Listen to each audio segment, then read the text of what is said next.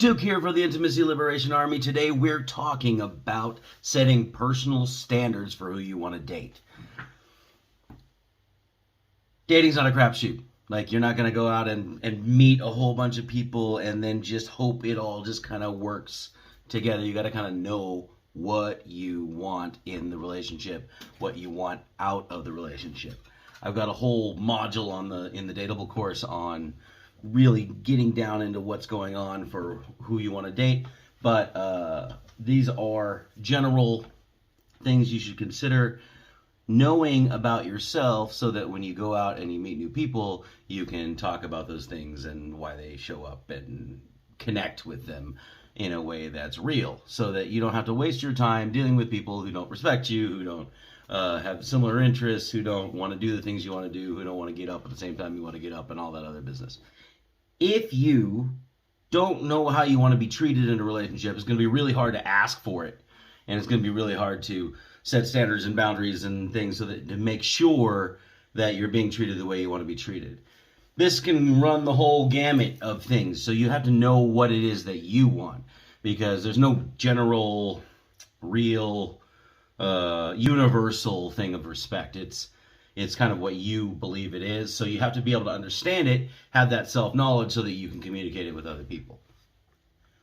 So the second one is communication. How you communicate is super important for maintaining any sort of trust and respectful structure through the rest of your relationship. If you're not just looking to hook up and you want to like start building out and facing the problems of the world together, how you communicate, how you negotiate problems and obstacles as they come up is super, super important. And if you don't know how you do that, and you don't know how you want your partner to do that with you, then you're kind of dead in the water. You can't communicate to them how it is that you expect to be communicated with.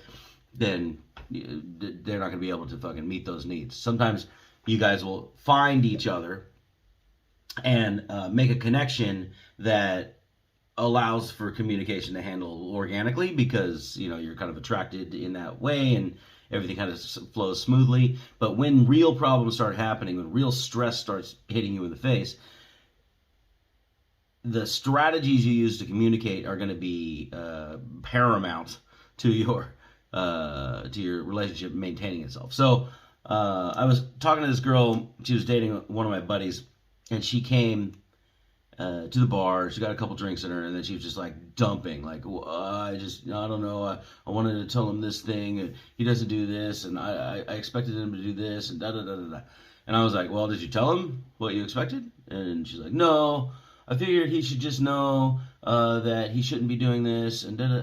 I'm like, okay, well, why didn't you tell him? Because I don't feel like that's a universal thing. Like, what you're expecting isn't like don't hit me is like a universal thing. Like, most people would agree that that's not a thing that you should do. But tell me this at this time, or make me feel supported at this time, or reach out and whatever.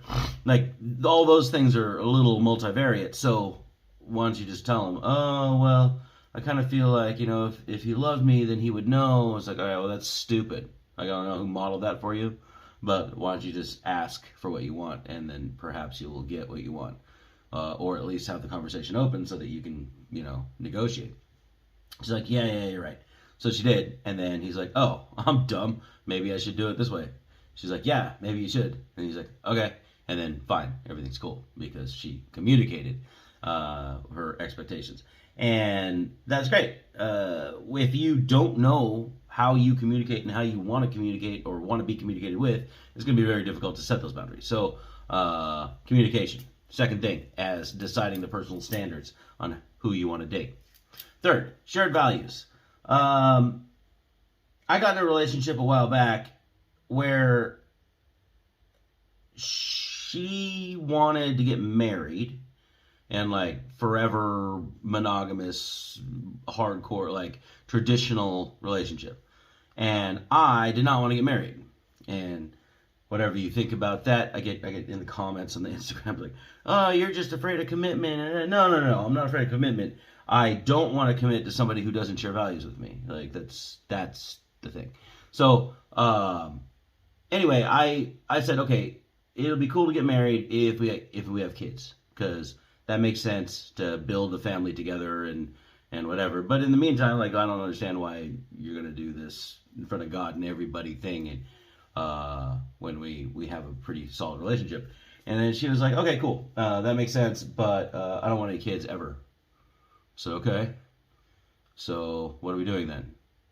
Well, we're having a good time. Okay, so for a long time we had this good time, we had 7 years or something, and then at the end she's like, I really want to be married now. I'm like, okay, well, I'm not gonna marry you unless we have kids.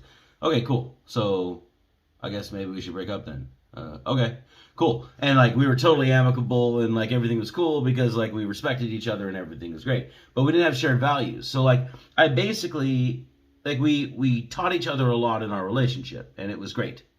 And there was kind of a loss, at the end of the relationship, because there's like, we don't get to experience the same things like we used to. But like it wasn't like bad. Like there was no like being mad at each other or any of that shit. We just didn't have our same goals aligned.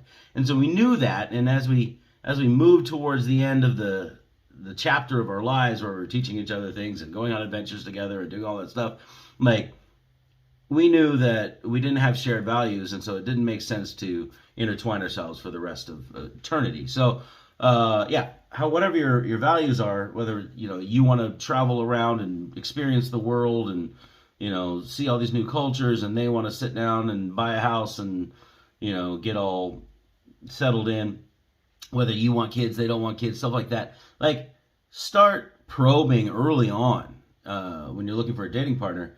I get a lot of people on my list of like people I go out and like hang out with them at the bars. They'll have kids or whatever, and one of their standards as far as shared values is raising a family with somebody who's like-minded, and they're not going to compromise on that because they already have kids and they're already in it. So it's a deal breaker to not be a part of that. They don't want a distraction. They want somebody who can integrate. So any of those things that, from values, from family perspective, from future projection perspective, some people like don't give a fuck about money, and other people want to be rich, and so like they have mismatched values, which is okay, except for when you start intertwining those things. Like you can have somebody who's an entrepreneur and a craziness and takes a lot of risks and is trying to make big money, and the other person who wants to be more sensible and just work their job and do the thing. That's fine until you start crossing your money over and then getting mad at each other for making decisions that the other person wouldn't make. So just make those things obvious when you're setting up your boundaries for people you're dating. The fourth one is emotional intelligence. Figure out what you're going to do when bullshit happens. When your partner is triggered and she doesn't feel like she can communicate on the same level you'd expect her to. When she's being angry and wants to be a little spiteful and passive aggressive. When you're being a little passive aggressive. When you are stressed out and then they come to you in a sort of tone deaf way. Like if you are wanting something from them that they're not providing, how do you negotiate that stuff? Think about how you're going to do this stuff in the beginning, and think about how you'd expect them to do it in the beginning as well, so that you can have those communications early on in the dating qualification part of the relationship, so that you don't run into a fucking weird roadblock when all the oxytocin burns off 12 months later and be like, what the fuck, why am I even with you? So those are 4 things today. We got, it was respect, communication, shared values, and focusing on emotional intelligence. As you're writing down in your journal, go through the questions of your mind about these things. Think about respect. Think about how you want to be respected, how you expect respect to happen in a relationship, how you're going to respect your partner. Think about how you want to communicate, what you guys are going to negotiate, what you'll let go of, and what you'll stand firm on. Think about your shared values, what you want as far as family, religion, politics, stuff like that.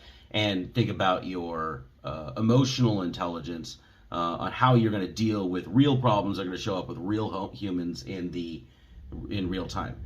Once you kind of figure those things out, journal those out, I'm going to give you a couple more probably in tomorrow's video, and get a real sense on what you're going to do when you're setting boundaries in your relationship, so that when you go out, you're armed with something that can qualify and evaluate them to actually fit into your life the way that you live it.